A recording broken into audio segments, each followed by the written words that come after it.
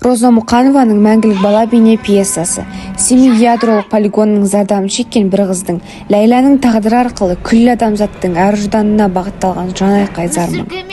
Ләйла өмірге кемтар, ауру, жүрегі мен тәні жаралы болып келген қыз. Ол дүниеге адам қолымен жасалған ядролық жарылыстардың нәтижесінде мүгедек болып келген. Ләйла тек бір адамның емес, тұтас ұрпақтың, қасірет шеккен халықтың бейнесі. Ләйла өте ерекше бала. Оның дене бітімі толық дамымаған, бет-әлпетінде өзгерістер бар, жүрегі ауырады. Ол адамдармен араласудан қорқады, өзін жат, бөгде сезінеді. Бірақ соған қарамастан, Ләйланың ішкі жан дүниесі нәзік, сезімтал, пәк, мейірімді. Ол махаббатты армандайды, өмірді сүйеді. Күннің нұрына, гүлдің иісіне, ананың алақанына зәру. Бірақ бұл оған тек арман күйінде ғана қалады.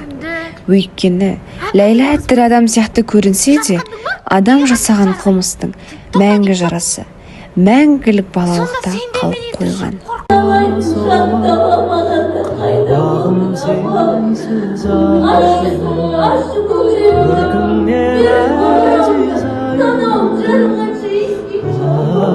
Aylandım bir tamşı gözüm, жасымда